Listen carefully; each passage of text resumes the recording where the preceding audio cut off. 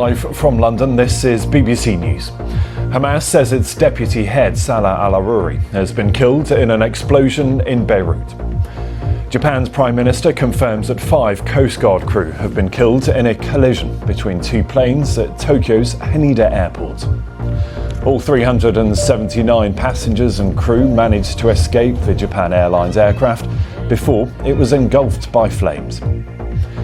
Searching for survivors, Japanese officials say at least 48 people have died and many others are trapped beneath rubble after Monday's powerful earthquake. And the skull of a ferocious sea monster that was unearthed from the Jurassic coast goes on display at a museum in Dorset.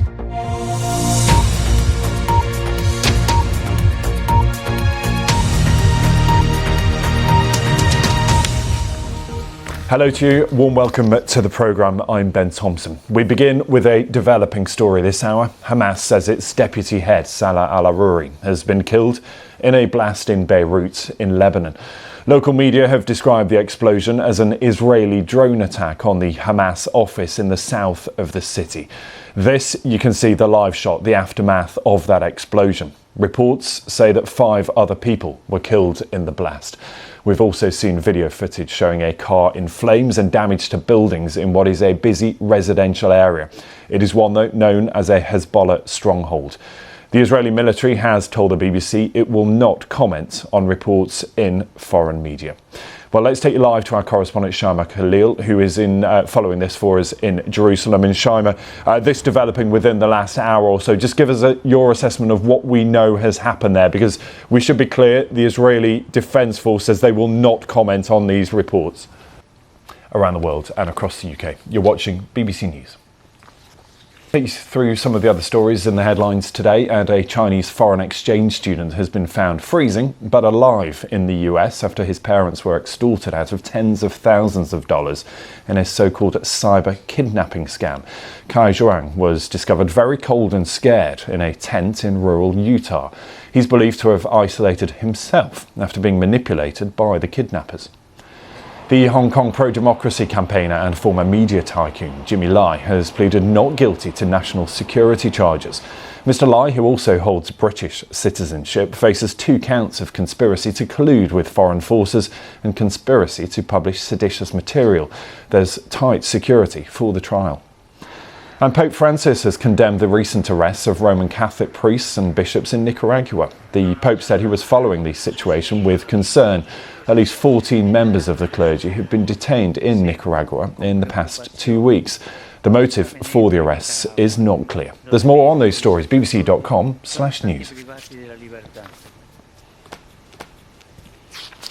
You're live with BBC News. Now let's take you to Japan and astonishing video of a collision between a Coast Guard plane and a passenger airliner at Tokyo's Haneda Airport. As you can see, a huge fire engulfed the passenger plane as it finally came to a stop on the runway. You can get a real sense here of the intensity of those flames. But just to rewind, this is how the incident actually unfolded. You can see here the Japan Airlines Airbus A350. It collided with the Coast Guard plane as it came in to land at the airport. Anthony, really good to have you with us. Thank you. It's fascinating to see how that process works. And in this case, thankfully, it worked perfectly, didn't it? All 379 passengers and crew able to escape. We should also, though, point out, of course, 5 of the crew on that rescue plane that was taking that emergency aid to the earthquake victims did sadly die. 1 person survived but has severe injuries on that Coast Guard plane. We'll have all the headlines coming up for you very shortly. A reminder, though, also of our top story, an explosion in Beirut in Lebanon that local reports say has killed a deputy commander, a deputy head of Hamas. We'll have the very latest for you here on BBC News. Stay with us.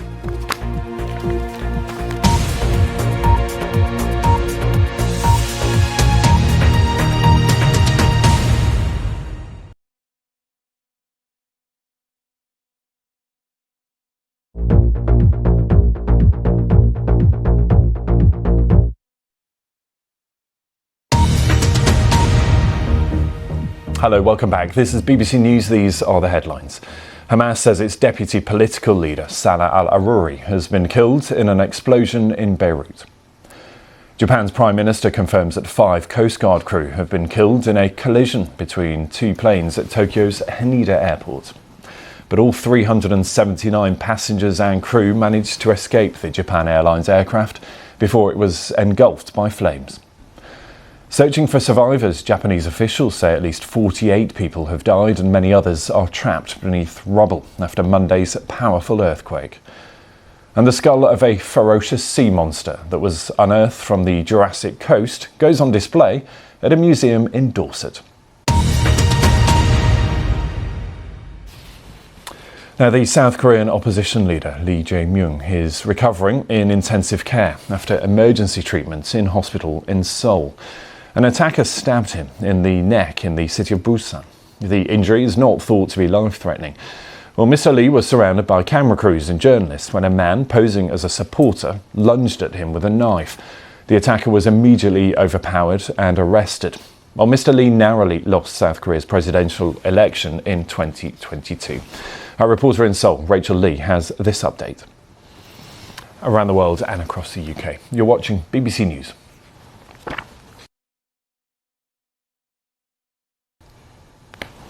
You're live with BBC News. Now, the UK government says it has met a promise by the Prime Minister to clear a large part of the backlog of asylum claims. According to the Home Office, more than 112,000 asylum cases were processed by officials last year. But Labour says the government has been manipulating the figures. So, who's right? Well, Nick Eardley from our BBC Verify team has been looking at the claims. So just a reminder of our top story this hour as well, that explosion that's been reported in Beirut. These are the live images from Beirut. We've had response from Israeli forces. The IDF spokesman Daniel Hagari just been giving a press conference as part of their daily briefing. But we've also heard from an advisor to the Israeli Prime Minister, that's Mark Regev, saying that Israel has not taken responsibility for this attack, but they say it is not an attack on the Lebanese state. It is simply a surgical strike against the Hamas leadership. More details for you very shortly. Stay with us.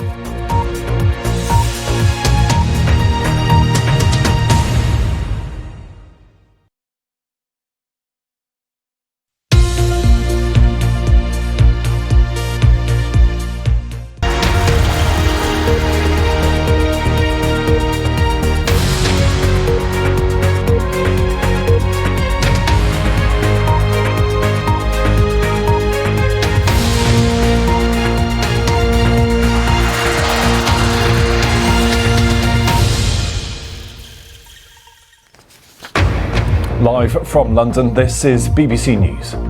Hamas says its deputy political leader, Salah al-Aruri, has been killed in an explosion in Beirut. Japan's Prime Minister confirms 5 Coast Guard crew have been killed in a collision between 2 planes at Tokyo's Haneda airport. But all 379 passengers and crew did manage to escape the aircraft before it was engulfed by flames. Searching for survivors, Japanese officials say at least 48 people have died and many others are trapped beneath rubble after Monday's powerful earthquake. And weather warnings are in place for large parts of England and most of Wales as Storm Henk brings strong winds and heavy rain.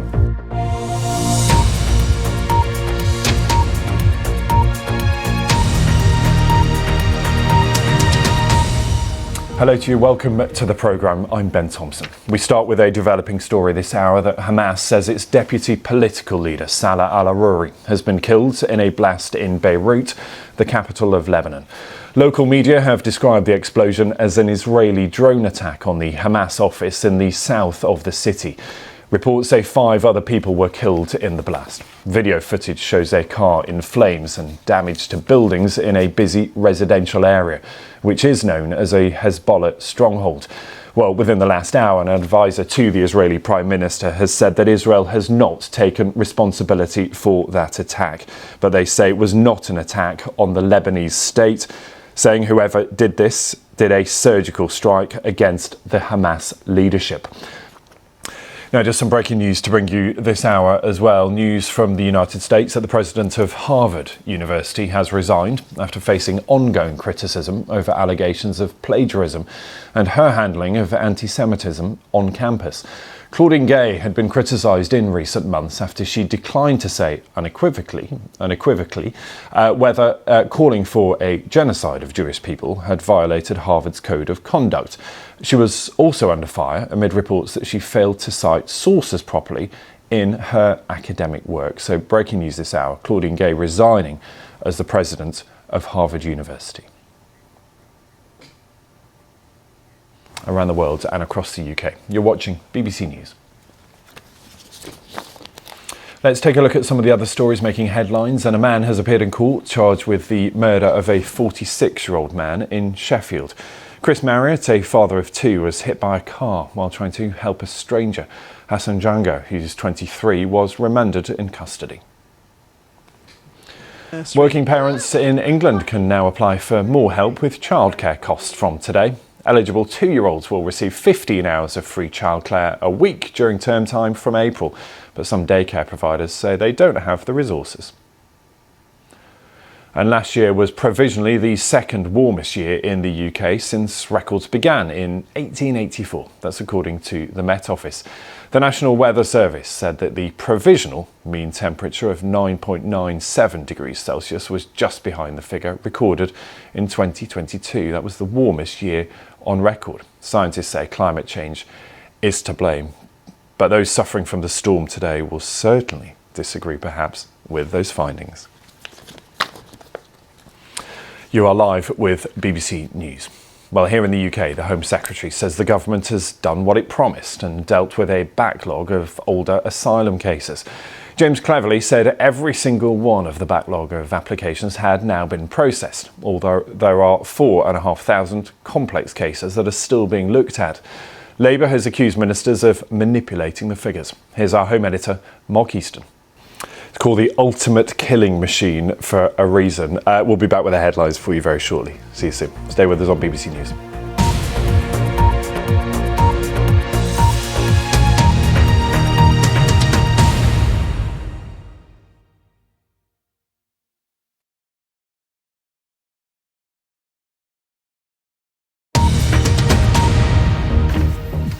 Hello, welcome back. This is BBC News. These are the headlines. Hamas says its deputy political leader, Salah al-Aruri, has been killed in an explosion in Beirut. Japan's Prime Minister confirms that 5 Coast Guard crew were killed in a collision between 2 planes at Tokyo's Haneda Airport. But all 379 passengers and crew did manage to escape the aircraft before it was engulfed in flames. In Japan, those officials say at least 48 people have died and many others are trapped beneath rubble after Monday's powerful earthquake. Well, let's stay with that story in Japan because at least 48 people are now known to have died in Monday's earthquake. The country's Prime Minister says rescue teams are facing a race against time to find survivors that are still trapped beneath the rubble.